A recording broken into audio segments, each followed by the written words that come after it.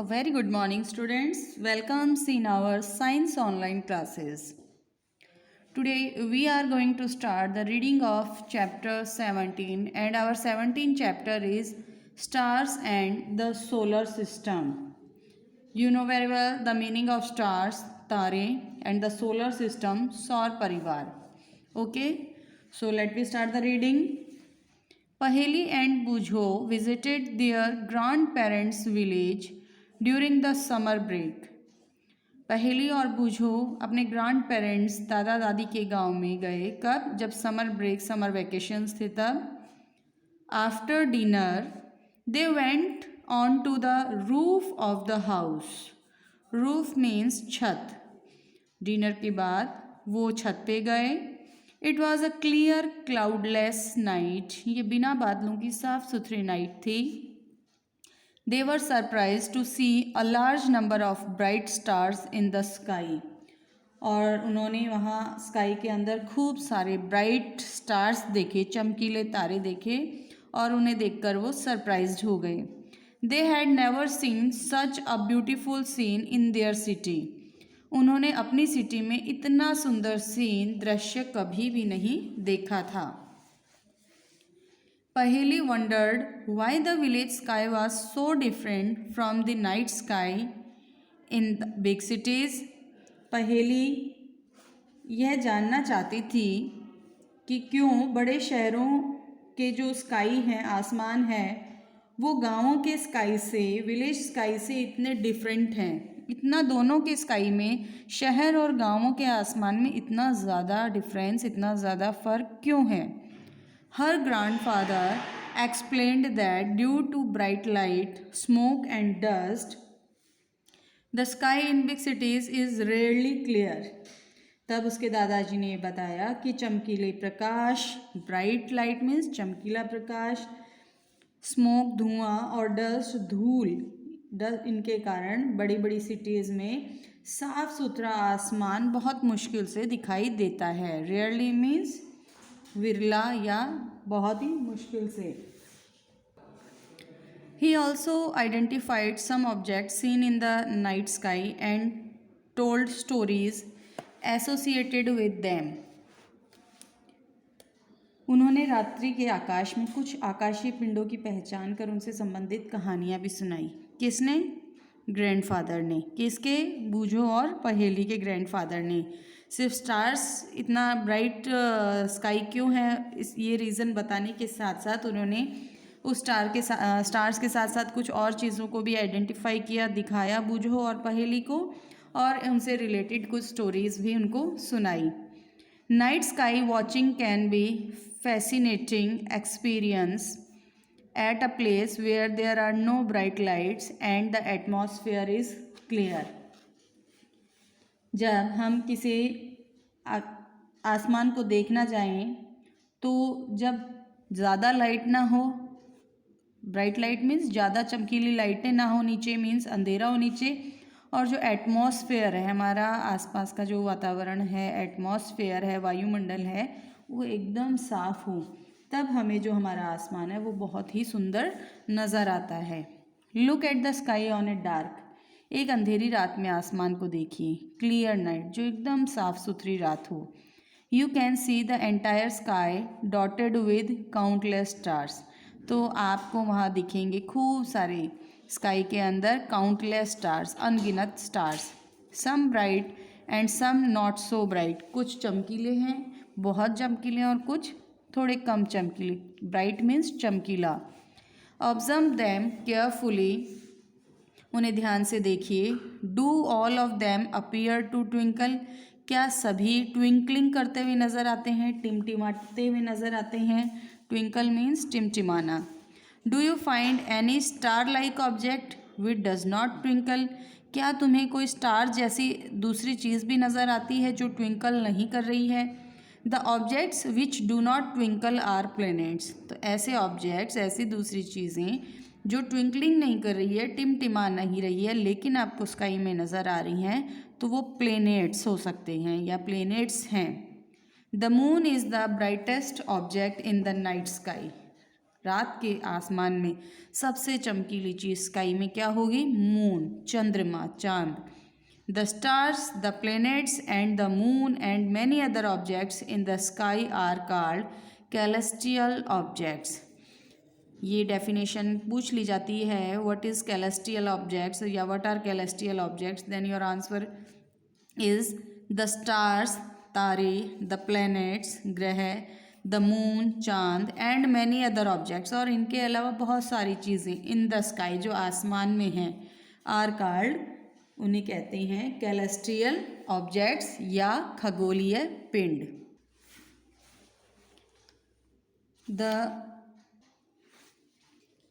The study of celestial objects and associated phenomena is called astronomy. What is astronomy? Astronomy means खगोलिकी। The study of celestial objects, celestial objects और उनसे संबंधित, associated means उनसे related या उनसे संबंधित, phenomena परिघटनाओं की स्टडी क्या कहते हैं? Astronomy, खगोलिकी। In ancient India, ancient means प्राचीन, our ancestors performed methodical observation of sky. जो एंशियंट इंडिया था वहाँ हमारे एंसेस्टर्स, पूर्वज थे, उन्होंने जो स्काई है उन्होंने बहुत ही पर्टिकुलर तरीके से, सुव्यवस्थित ढंग से, मैथमेटिकल ऑब्जर्वेशन के थ्रू स्काई का रीडिंग की थी, स्काई का अध्ययन किया था। Their knowledge of astronomy was highly advanced for their time. उस समय, उस काल में, उस समय उन्होंने जो एस्ट्रोनॉमी की स्टडी की थी वो बहुत ज़्यादा, उनका नॉलेज उसके लिए बहुत ज़्यादा एडवांस नॉलेज थी उसके मैटर में उनकी। Passage of the sun, stars, moon and planets in the sky help them to devise calendars and almanacs. Passage of the sun, passage means यहाँ पे है गति, मूवमेंट। सन, स्टार्स, मून और प्लैनेट्स की स्काई के अंदर क्या मूवमेंट हो रहा है, क्या उनकी पोजीशन है, क्या उनकी गति है, उसके अकॉर्डिंग वो कैलेंडर और पंचांग को बनाने में सक्षम थे। These were often used by people in their day-to-day conduct and a better understanding of climate and rainfall patterns for timely sowing and choice of crops. इससे लोगों को उनकी दिनचर्या बनाने में सहायता मिलती थी कि पूरे दिन की दिनचर्या क्या होगी। जैसे आपको कहते हैं कि आप पूरा एक पर्टिकुलर टाइम टेबल बनाइए कि आपको कितने आवर्स स्टडीज़ करनी है, कितने आवर्स आपको खेलना है, उसी के अकॉर्डिंग जो उस टाइम के लोग थे वो इनकी मूवमेंट, सन, स्टार, मून और प्लैनेट्स के हेल्प से, जो कैलेंडर और पंचांग बनाए गए थे उनकी हेल्प से वो अपने पूरा के डे की एक्टिविटी को कंडक्ट कर लेते थे, वो बना लेते थे। उससे उनको क्लाइमेट की जानकारी, मौसम की जानकारी मिलती थी, रेनफॉल का पैटर्न समझ आता था कि बारिश कब होगी ये पता रहता था, और किस टाइम उनको अनाज को बोना है, उन कौन सी क्रॉप्स बोनी है, ये सारी चीज़ें उन चीज़ों के ऊपर डिपेंड करती थी। Fixing the dates of seasons and festivals, इसके साथ साथ जलवायु के चुनाव, उनके बुआई के समय के लिए जलवायु और वर्षा के पैटर्न की समझ में बढ़ोतरी हुई तथा इस प्रकार से मौसम और पर्वों की तिथियां भी निश्चित हुई। किस चीज़ से? मौसम और पर्व, मतलब कौन सा सीज़न कब स्टार्ट होगा वो भी हम हमारे कैलेंडर और पंचांग में हमने शो कर लिया था, जो हमारे एंसेस्टर्स थे उन्होंने, और कब कब कौन सा फेस्टिवल आता है वो भी शो हो गया था। आपने ये नोट किया होगा जो हमारे फेस्टिवल्स हैं वो फिक्स डेट पे नहीं होते हैं। जैसे क्रिसमस है तो वो फिक्स डेट 25 दिसंबर को सेलिब्रेट किया जाता है, लेकिन जो हमारे फेस्टिवल्स हैं जैसे होली है, दिवाली है और ईद है, ये कभी एक फिक्स डेट पे नहीं आते हैं। हर साल इनकी जो डेट है वो चेंज हो जाती है और वो किसके ऊपर डिपेंड करती है? वो इन सभी, यहाँ जो हमने पैराग्राफ पढ़ा कि सन, स्टार, मून, प्लैनेट्स, इनके मूवमेंट पे, उनके पैसेज पे वो डिपेंड करते हैं। Let us also make some observations of celestial objects and learn about them. तो चलिए हम कुछ जो कैलेस्टियल ऑब्जेक्ट्स हैं उनका स्टडी करते हैं, उनके बारे में नॉलेज इकट्ठा करते हैं। Observe the moon continuously for several nights. कुछ रातों तक लगातार मून का ऑब्जर्वेशन करिए। Preferably from one full moon to the next.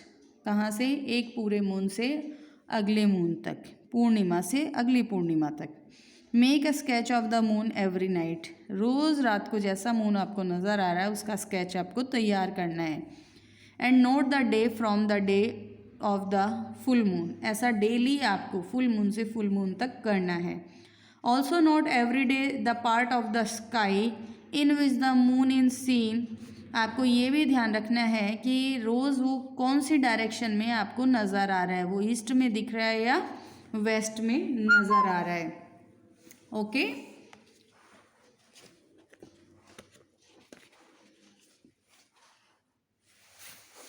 Is there a change in the shape of the moon every day.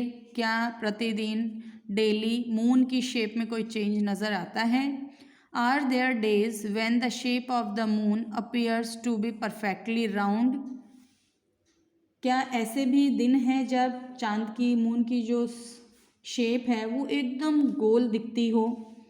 Are there days when the moon can not be seen at all even if the sky is clear. और क्या कभी ऐसे भी दिन आए जब बिल्कुल night एकदम क्लियर है, स्काई एकदम क्लियर है और फिर भी आपको चांद मून नज़र ही नहीं आता है? The day on which the whole disc of the moon is visible is known as the full moon day. Underline it. The day on which, वो दिन जब the whole disc of the moon, पूरे की पूरे moon की जो disc है, structure है, उसकी साइज है, इज विजिबल, दिखती है, is known as the full moon day. उसको फुल मून डे या पूर्णिमा कहते हैं। इस बार आप देखना जब पूर्णिमा आए क्या उस दिन पूरा का पूरा मून नज़र आता है एकदम ऐसा राउंड शेप में, गोल सा, बड़ा सा। देयर आफ्टर, उसके बाद, every night the size of the bright part of the moon, रोज़ रोज़ प्रतिदिन जो चमकीला भाग है मून का, appears to become thinner and thinner, छोटे से छोटा होता, पतले से पतला होता जाता है। On the 15th day the moon is not visible. और उस फुल मून डे के बाद में जब काउंटिंग चलते चलते 15th डे पे आ जाती है, 15वें दिन पे आती है, the moon is not visible, उस दिन मून दिखना ही बंद हो जाता है। This day is known as the new moon day. उसको हम कहते हैं द न्यू मून डे, नए चंद्रमा का दिन, या उसको हम कहते हैं अमावस्या। द नेक्स्ट डे, अगले दिन, only A small portion of the moon appears in the sky. बिल्कुल एक पतली सी लाइन नज़र आती है स्काई के अंदर मून की। This is known as the crescent moon. इसको क्रिसेंट मून कहते हैं। और क्रिसेंट मून का मतलब होता है बाल चंद्र।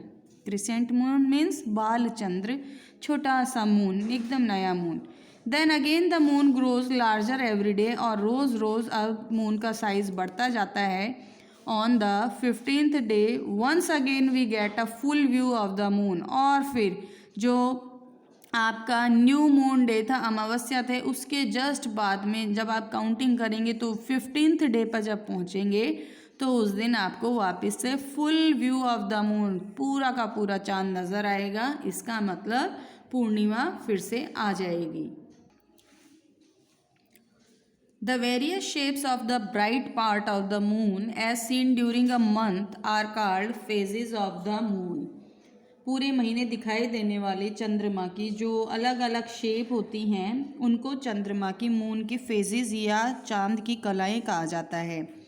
Phases of the moon play an important role phases of the moon play an important role in our social life. जो फेजेस हैं मून की कलाएं हैं उनका बहुत ही इम्पॉर्टेंट रोल है हमारी सामाजिक जीवन में, सोशल लाइफ में।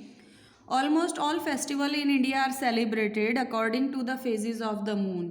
और मोस्टली जो हमारे इंडिया में सेलिब्रेट करने वाले फेस्टिवल हैं, ज़्यादातर फेस्टिवल किसके ऊपर डिपेंडेबल हैं? मून की फेजेस पे डिपेंडेबल है। For example Diwali is celebrated on the new moon day. New moon अमावस्या, दिवाली अमावस्या को मनाई जाती है। Buddha Purnima and Guru Nanak's birthday are celebrated on full moon day. Full moon day means Purnima. Buddha Purnima और गुरु नानक का बर्थडे पूर्णिमा को मनाया जाता है। Mahashivratri celebrated on 13th night of the वेनिंग moon. और जो महाशिवरात्रि है वो 13th नाइट को मनाई जाती है। वेनिंग मून मीन्स कृष्ण पक्ष, अंधेरी जिसको बोलते हैं। आप अपने घरों में जब डिस्कस करेंगे अंधेरी या कृष्ण पक्ष या पंचांग जब आप देखेंगे वहाँ लिखा हुआ दिखेगा, मतलब उस टाइम मून बहुत कम लास्ट में मॉर्निंग में से जाते नज़र आता है, रात को नज़र नहीं आता है। उस तब 13th नाइट को जाकर शिवरात्रि मनाई जाती है। Eid ul Fitr is observed on the day following the sighting of crescent moon. और ईद उल फितर कब मनाया जाता है? आपने सुना होगा, ईद कब होगी? चांद के दर्शन हो जाएंगे तो ईद अगले दिन मनाई जाती है। तो जो क्रिसेंट मून होता है, बाल चंद्र होता है, अमावस्या के बाद अगले दिन जो फर्स्ट मून आता है, अगर वो नज़र आ जाता है तो उससे नेक्स्ट डे ईद उल फितर मनाया जाता है। Okay, the time period between one full moon to the next full moon is slightly longer than 29 days. First Purnima से सेकंड पूर्णिमा के बीच में लगभग 29 दिन से ज़्यादा का टाइम होता है। In many calendars this period is called a month. और ज़्यादातर कैलेंडर्स में इसे एक मंथ का नाम दिया जाता है, एक महीने का नाम दिया जाता है। Why does the moon change its shape every day? तो बताइए मून रोज़ रोज़ अपनी शेप क्यों चेंज करता है? So we read about and we learn about this in our next class. For today, goodbye.